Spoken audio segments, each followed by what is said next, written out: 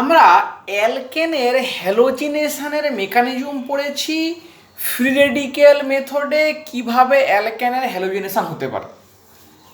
এখন আমরা হ্যালোজিনেশনকে থেকে যদি একদম স্পেসিফাইড কথা বলি, আমরা যদি অ্যালকেনের ক্লোরিনেশনের কথা চিন্তা করি, তাহলে অ্যালকেনের ক্লোরিনেশন এবং সেটা মনোক্লোরিনেশন।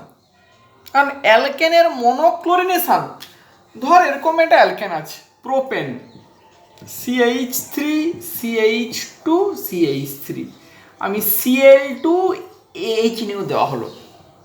এখন এই অ্যালকেনের মনোক্লোরিনেশনের কটা পসিবল প্রোডাক্ট হতে পারে, মানে কত রকমের পসিবল প্রোডাক্ট হতে পারে। কি হতে পারে না, এই দুটো মিথাইল ইকুইভ্যালেন্ট, তাহলে এইখান থেকে যদি হাইড্রোজেন সাবস্টিটিউটেড হয় তাহলে কি প্রোডাক্ট পাওয়া যাবে না, এই প্রোডাক্টটা পাওয়া যাবে 1 ক্লোরোপ্রোপেন। এই প্রোডাক্টটা আমরা পাচ্ছি। আর যদি এই মাঝখানের CH2-র একটা এই যদি সাবস্টিটিউটেড হয় তাহলে কি পাবো না, এই রকমই প্রোডাক্ট পাবো, এই 2 ক্লোরোপ্রোপেন এই প্রোডাক্টটা আমরা পাচ্ছি। এখন কোশ্চেন হচ্ছে, এই যে দুটো প্রোডাক্টের মিক্সচার পাওয়া যাবে, এই দুটো প্রোডাক্টের মিক্সচার বা এই দুটো প্রোডাক্টের পার্সেন্টেজ রেশিও কিভাবে ডিটারমাইন হবে, মানে এই দুটো প্রোডাক্টের ডিস্ট্রিবিউশনটা কি হবে, এটা কত পার্সেন্ট হবে, এটা কত পার্সেন্ট হবে, সেইটার কি কোনো কোয়ান্টিটেটিভ আসপেক্ট আছে? একটা আসপেক্ট আছে। কি সেই আসপেক্ট না, আসপেক্টটা হচ্ছে যে দুটো প্যারামিটারকে সাইমালটেনিয়াসলি মাথায় রাখতে হবে। কি দুটো প্যারামিটার না, রিয়াকশানের মেকানিজমটা আমরা যদি দেখি যে Cl2H নিয়ে ভেঙে কি হচ্ছে 2Cl ডট। এবারে কি হচ্ছে না, আমরা যদি নর্মাল অ্যালকেনের কথা ভাবি, আর H এর সঙ্গে Cl ডট কি করে R ডট প্লাস HCl এইটা তৈরি হয়। এই স্টেপটার দিকে তাকা, দিস ইজ দ্য কি স্টেপ, ইম্পর্টেন্ট স্টেপ। তাহলে আমরা বলতে পারছি এই স্টেপে ক্লোরিন ডট একটা হাইড্রোজেন ডটের সঙ্গে ধাক্কা খাচ্ছে। এইভাবে ল্যাঙ্গুয়েজটাকে ভাব, একটা ক্লোরিন ডট আর এইচ অ্যালকেনের হাইড্রোজেনের সঙ্গে কলিশন করে হাইড্রোজেন ডটকে ভেঙে বের করে নিয়ে কি তৈরি করে HCl, তার এবং কি তৈরি হয় আর ডট। তাহলে যেই এই ফ্রি রেডিক্যালটা তৈরি হলো, এ পরের স্টেপে Cl2-র সাথে রিয়াকশন করে কি তৈরি করবে RCl। এইটা একটা খুব জেনারেল মেকানিজম। তাহলে এখন কোশ্চেনটা হচ্ছে, আমাদের যে অ্যালকেনের কথা আমরা কনসিডার করলাম, সে অ্যালকেনটাকে মনে কর প্রোপেন CH3 CH2 CH3। তাহলে এই প্রোপেনের সঙ্গে Cl ডট যখন ধাক্কা খাচ্ছে, এই প্রোপেনটাকে যদি একটু খুলে স্ট্রাকচারটাকে ড্র করা হয় এই রকম ভাবে, H H H H H H H H, এবারে কে আসছে না Cl ডট। তাহলে এখন Cl ডট কি করতে পারে, এই হাইড্রোজেনের সঙ্গে ধাক্কা খেতে পারে, মানে এই হাইড্রোজেনটার সঙ্গে কলিশন করতে পারে, এইটার সঙ্গে কলিশন করতে পারে, এর সঙ্গে কলিশন করতে পারে, এর সঙ্গে কলিশন করতে পারে, এর সঙ্গে করতে পারে, এর সঙ্গে করতে পারে, এর সঙ্গে করতে পারে, আবার এর সঙ্গেও করতে পারে। তার মানে আমরা বলতে পারি ক্লোরিন ডট এর কাছে প্রবাবিলিটি আছে এই প্রোপেনের যে কটা হাইড্রোজেন আছে সবার সঙ্গেই কলিশন করতে পারে, মানে একটা প্রবাবিলিটি আছে। তাহলে যদি প্রবাবিলিটিটা থাকে তাহলে কি হতে পারে, এখন মনে কর এই হাইড্রোজেনগুলো এইটা এইটা এইটা এই তিনটা আর 1 2 3 এই 6টা হাইড্রোজেন ইকুইভ্যালেন্ট। তাহলে এই 6টার মধ্যে যে কোনো একটার সঙ্গে যদি ধাক্কা খায় তাহলে কি ফ্রি রেডিক্যাল তৈরি হবে, এই রকমই একটা ফ্রি রেডিক্যাল তৈরি হবে।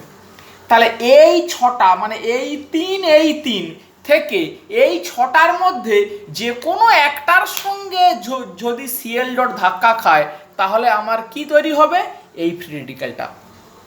আর মাঝখানের এই CH2-র সঙ্গে যদি ধাক্কা খায় তাহলে কি তৈরি হবে, CH3 CH ডট CH3। তাহলে এই রকমই দুটো ধরনের ফ্রি রেডিক্যাল তৈরি হবে। এই প্রথম ফ্রি রেডিক্যালটা ক্লোরিনের সঙ্গে রিয়াকশন করলে কি পাবো, 1 ক্লোরোপ্রোপেন। এই ফ্রি রেডিক্যালটা রিয়াকশন করলে কি পাবো, 2 ক্লোরোপ্রোপেন। তাহলে ওই স্টেপটা অতটা ইম্পর্টেন্ট নয়। তাহলে প্রথম স্টেপে ফ্রি রেডিক্যালের স্ট্রাকচারটাই ডিটারমাইন করবে কোন প্রোডাক্টটা তৈরি হচ্ছে। তাহলে এখন আমাদের কাছে কোশ্চেন হচ্ছে যে এই দুটো ধরনের ফ্রি রেডিক্যাল তৈরি হওয়ার প্রবাবিলিটি কি, এই দুটো টাইপের ফ্রি রেডিক্যাল তৈরি হওয়ার প্রবাবিলিটিটা কি।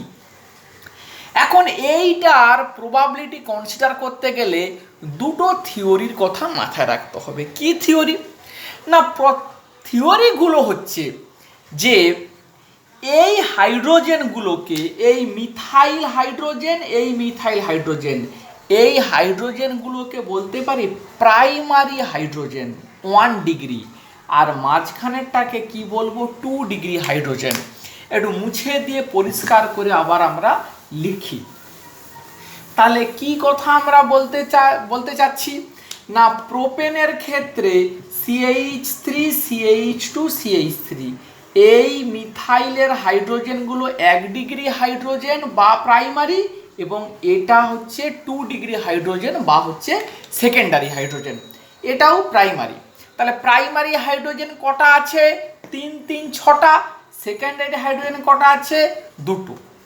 এবারে কোশ্চেন হচ্ছে রিলেটিভ রিয়াক্টিভিটি। সমস্ত হাইড্রোজেনের রিয়াকশান করার ক্ষমতা সমান নয়, মানে এই হাইড্রোজেনের রিয়াকশান করার ক্ষমতা আর এই হাইড্রোজেনের রিয়াকশান করার ক্ষমতা সমান নয়। এই রিলেটিভ রিঅ্যাক্টিভিটি কার বেশি হয়, 3 ডিগ্রির বেশি হয় দেন 2 ডিগ্রি দেন 1 ডিগ্রি।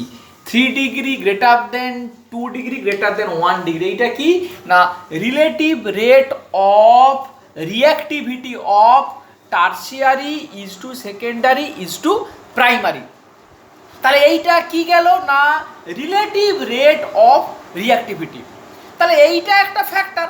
তাহলে আমরা বলতে পারি যে হাইড্রোজেনের মানে রিলেটিভ রিঅ্যাক্টিভিটি বেশি হবে, তাহলে এখানে প্রাইমারি থেকে সেকেন্ডারি রিঅ্যাক্টিভিটি বেশি। তাহলে সেকেন্ডারি যদি রিঅ্যাক্টিভিটি বেশি হয় তাহলে প্রাইমারি ফ্রি রেডিক্যালের বদলে সেকেন্ডারি ফ্রি রেডিক্যালটা তৈরি হওয়ার পসিবিলিটি বেশি হবে, কারণ এই হাইড্রোজেনের মানে রিঅ্যাক্টিভিটি বেশি। এইটা 1 নম্বর ফ্যাক্টর। 2 নম্বর ফ্যাক্টর আর একটা ইম্পর্টেন্স, সেইটা হচ্ছে স্ট্যাটিস্টিক্যাল ফ্যাক্টর। স্ট্যাটিস্টিক্যাল ফ্যাক্টর মানে স্ট্যাটিস্টিক্যাল ফ্যাক্টরটাকে খুব হাটিলে বুঝতে হবে যে আমরা এই যে ডায়াগ্রামটা ড্র করেছিলাম যে প্রোপেনের স্ট্রাকচার, এই এইচ প্রাইমারি হাইড্রোজেনগুলোকে গোল করে দিলাম, সেকেন্ডারিগুলোকে বক্স করে দিলাম।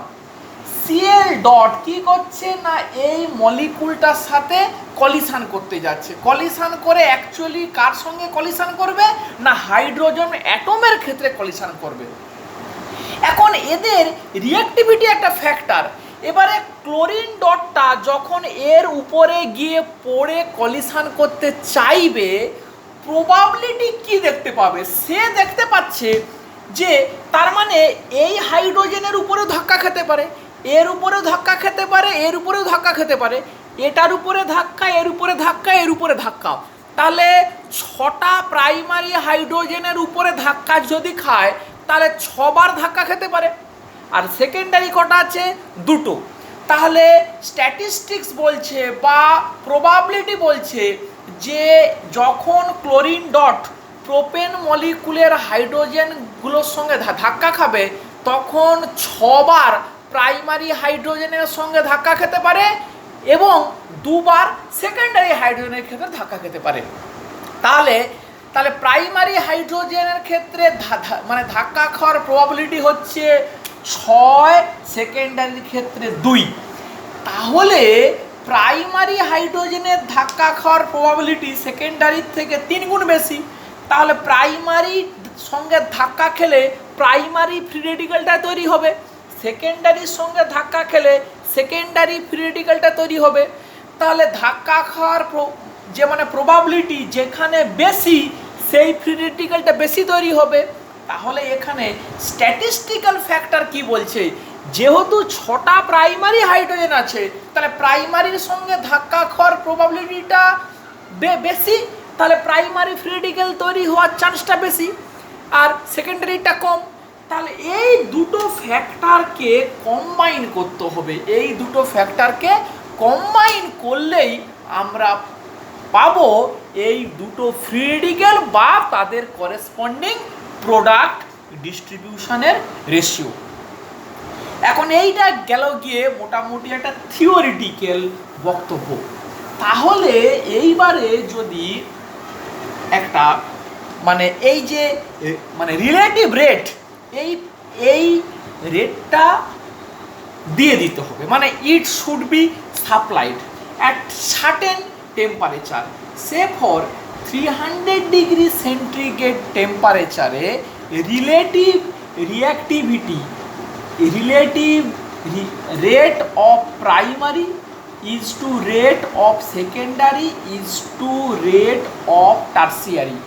Rp মানে প্রাইমারি হাইড্রোজেনের রিলেটিভ রিঅ্যাক্টিভিটি, Rs মানে সেকেন্ডারি হাইড্রোজেনের রিলেটিভ রিঅ্যাক্টিভিটি, Rt মানে টারসিয়ারি হাইড্রোজেনের রিলেটিভ রিঅ্যাক্টিভিটি সমান এইটা দেওয়া থাকবে 1:3.25:4.43। এই ভ্যালুটা আমার কাছে দেওয়া থাকলো, দিয়ে বলল তাহলে প্রোপেনের ক্ষেত্রে প্রোডাক্ট ডিস্ট্রিবিউশনটা কি হবে।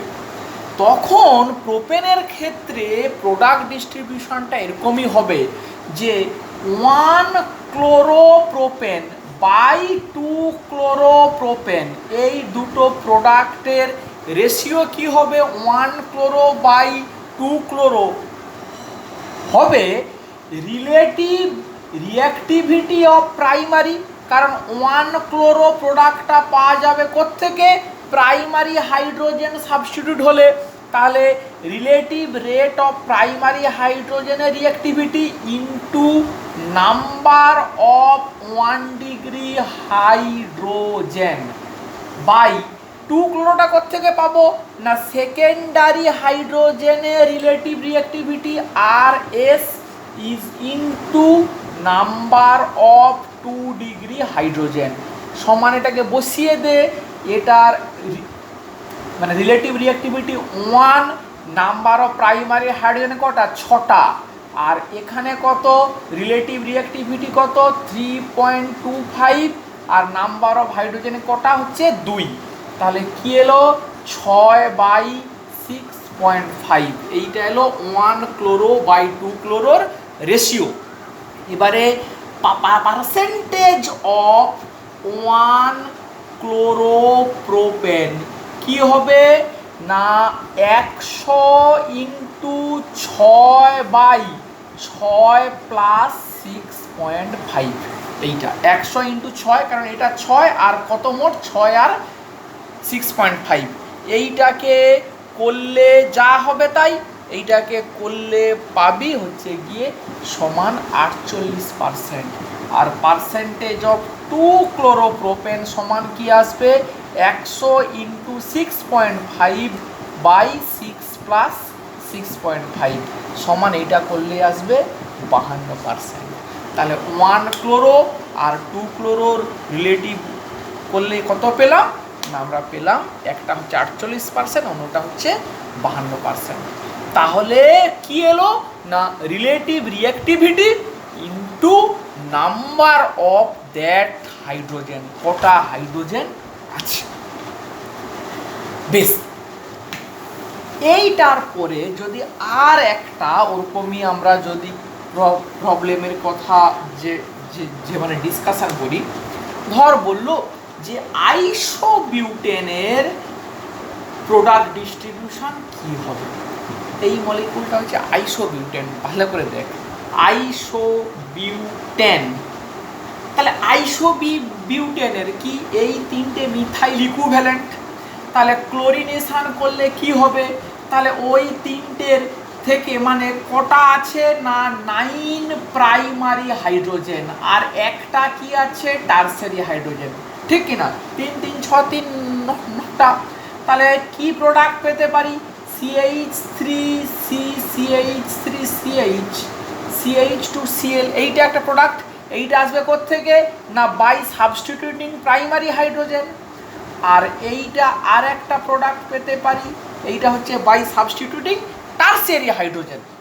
তাহলে এই প্রোডাক্টটাকে যদি আমরা বলি এইটা প্রোডাক্ট এ, এইটা প্রোডাক্ট বি, তাহলে প্রোডাক্ট এ বাই বির কি হবে রেশিও না আর পি মানে relative rate of primary hydrogen into তার নম্বর কটা আছে 9টা, এটা কি হবে R T relative rate of tertiary hydrogen into তার নম্বর কত 1।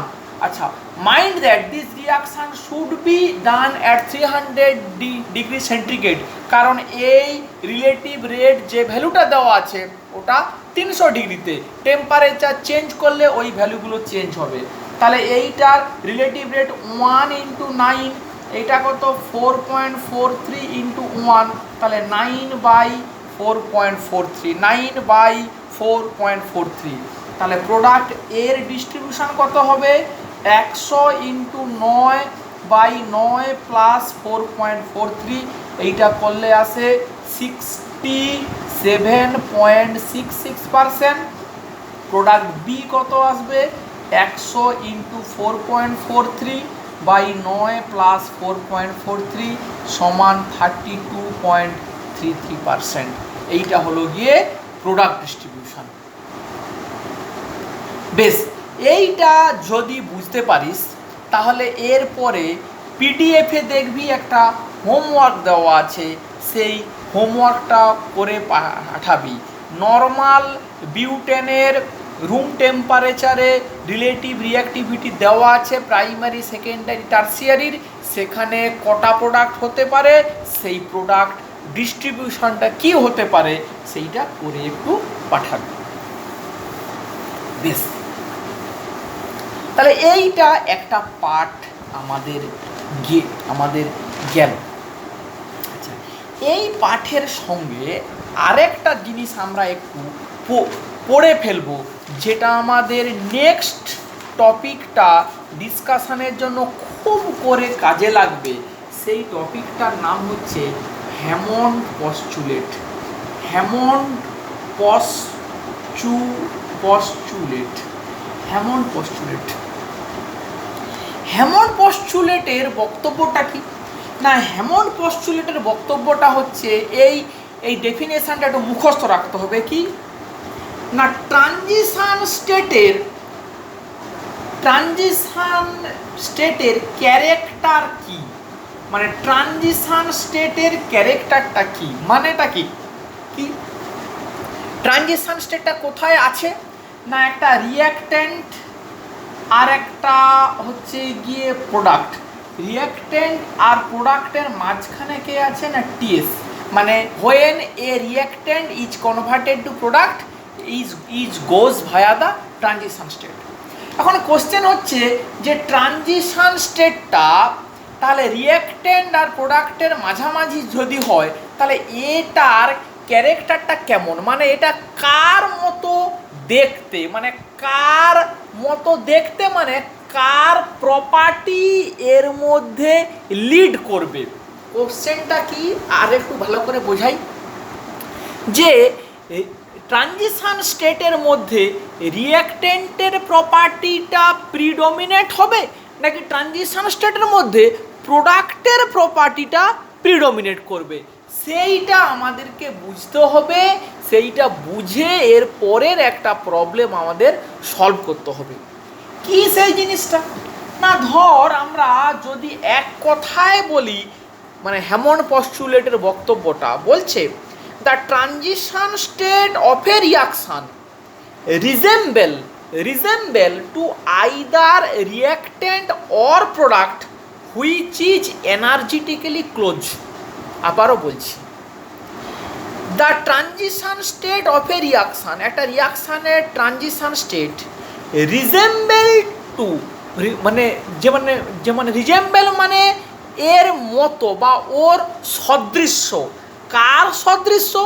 Either to reactant or to product, মানে হয় রিয়াক্টেন্টের সঙ্গে সদৃশ্য হবে বা প্রোডাক্টের সঙ্গে সদৃশ্য হবে, হুইচ ইজ এনার্জিটিক্যালি ক্লোজ, যে কিনা ওর সঙ্গে এনার্জিটিক্যালি ক্লোজ, মানে যার সঙ্গে ট্রানজিশন স্টেটটা এনার্জিটিক্যালি নিয়ারার থাকবে। ছোট্ট একটা এক্সাম্পল দিয়ে বুঝিয়ে দিই, ধর একটা এক্সোথার্মিক রিয়াকশান আর একটা এন্ডোথার্মিক রিয়াকশান, এইটাই কথা আমাদের বুঝতে হবে। তাহলে এইটা ধর রিয়াক্ট্যান্ট, এইটা প্রোডাক্ট, এইটা একটা এন্ডোথার্মিক রিয়াকশান, আর এইটা হচ্ছে গিয়ে একটা এক্সোথার্মিক রিয়াকশান, এই রিয়াক্ট্যান্ট এই প্রোডাক্ট। তাহলে এইটা এন্ডোথার্মিক রিয়াকশান, এইটা হচ্ছে ট্রানজিশন স্টেট, এইটা হচ্ছে ট্রানজিশন স্টেট। তাহলে এই যদি আমার এন্ডোথার্মিক রিয়াকশান হয়, ট্রানজিশন স্টেটের নেচারটা, টিএস এর নেচারটা কার সঙ্গে রিজেম্বেল, মানে কার মতো হবে? তাহলে দেখ রিয়েক্টেন্ট আর প্রোডাক্টের মধ্যে ট্রানজিশন স্টেটটা এনার্জিটিক্যালি প্রোডাক্টের কাছাকাছি, ফলে ট্রানজিশন স্টেটের নেচারটা হবে প্রোডাক্টের মতো। টিএস এর nature will be much more like to the product. আর যদি এক্সোথার্মিক হয়, তাহলে ট্রানজিশন স্টেটটা দেখ রিয়াক্ট্যান্টের কাছাকাছি, মানে এনার্জিটিক্যালি ক্লোজ টু দ্য রিয়াক্ট্যান্ট, ফলে ট্রানজিশন স্টেটের নেচারটা অনেকটাই রিয়াক্ট্যান্টের মতো হবে। হলো, বেশ। তাহলে এইটা গেল গিয়ে হ্যামন্ড পস্টুলেট। এবারে একটা জিনিস আমরা একটু বুঝে নেই, পরের প্রবলেমে আমাদের কাজে লাগবে। কি সেটা না, আমরা আগের কয়েকটা ভিডিও আগে আমরা একটা জিনিস মানে পড়েছিলাম যে অ্যালকেনের হ্যালোজিনেশন, মানে আর এইচ এর হ্যালোজিনেশন, মনোহ্যালোজিনেশন। সেখানে কি ছিল রিয়াকশানের মেকানিজম না, X2কে H দিয়ে ভাঙলে কি হচ্ছিল 2X ডট। এবারে RH প্লাস X ডট মিলে কি হবে R ডট প্লাস HX।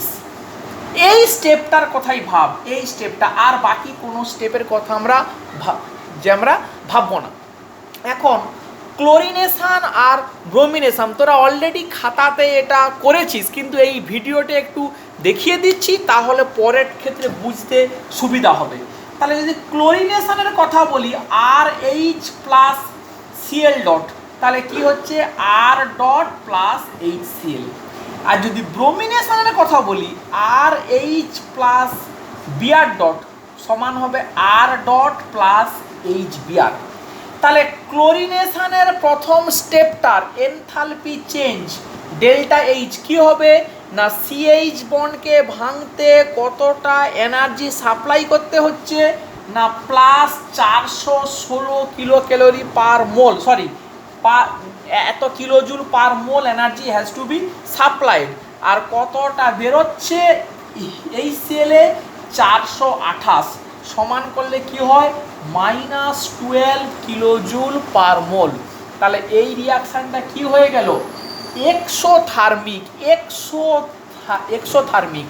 তাহলে সেখানে ছবিটা কি হবে, এই রিয়াক্ট্যান্ট থেকে এই প্রোডাক্ট, দেখ এই রিয়াক্ট্যান্ট এই প্রোডাক্ট। তাহলে ট্রানজিশন স্টেটটা কার সঙ্গে রিজেম্বেল না, রিয়াক্ট্যান্টের সঙ্গে। কোথায় না, ক্লোরিনেশনের ট্রানজিশন স্টেটটা according to Hammond postulate is resemble to the reactant, মানে more likely to be the reactant. কেন না, ওর সঙ্গে এনার্জিটিক্যালি ক্লোজ।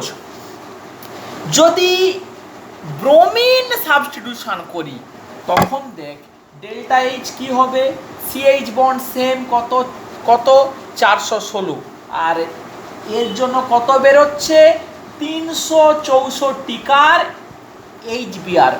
এটাকে করলে কত হয় 36 আর 16 প্লাস ভ্যালু 36 10 46 6 52 প্রায় কিলোজুল পার মোল। তাহলে দেখ এইটা কি দাঁড়ালো, this becomes endothermic reaction, endothermic reaction. তাহলে এইটার ছবিটা কেমন হবে, এই থেকে এই রিঅ্যাক্ট্যান্ট এই প্রোডাক্ট এই ট্রানজিশন স্টেট। তাহলে ব্রোমিনেশনের ট্রানজিশন স্টেটটা খেয়াল কর, সেটা হ্যামন্ড পস্টুলেট হিসাবে মানে রিজেম্বল কার সঙ্গে হবে না প্রোডাক্টের সঙ্গে, কারণ এইটা কি দাঁড়ালো না প্রথম স্টেপটা কি এন্ডোথার্মিক প্লাস ভ্যালু, তাহলে টিএসটা ক্লোজ টু দ্য প্রোডাক্ট, ফলে টিএস এর নেচারটা দাঁড়ালো কার মতো, প্রোডাক্টের মতো। দেখ এটা কিন্তু পুরো ক্যালকুলেশন, আমার বা তোর কারো কিছু করার নেই। তাহলে কি ডিফারেন্সটা আমরা বুঝতে পারলাম না, এই কথাটা মাথা রাখতে হবে। অ্যালকেনের ক্লোরিনেশনের প্রথম স্টেপটার ক্ষেত্রে প্রথম স্টেপটা হয় এক্সোথার্মিক, ফলে ট্রানজিশন স্টেটটা more likely to the reactant according to Hammond postulate. ব্রোমিনেশনের ক্ষেত্রে প্রথম স্টেপটা হচ্ছে এন্ডোথার্মিক, তার ফলে ট্রানজিশন স্টেটের নেচারটা প্রোডাক্ট লাইক, ওটা প্রোডাক্টের মতো। এই ইনফরমেশানটা মাথায় রেখে আমরা পরের ভিডিওটা ডিসকাশন করব। এইটা খুব ইম্পর্টেন্ট একটা জিনিস ফাইন্ডিংস আমরা পেয়ে গেলাম। বেশ।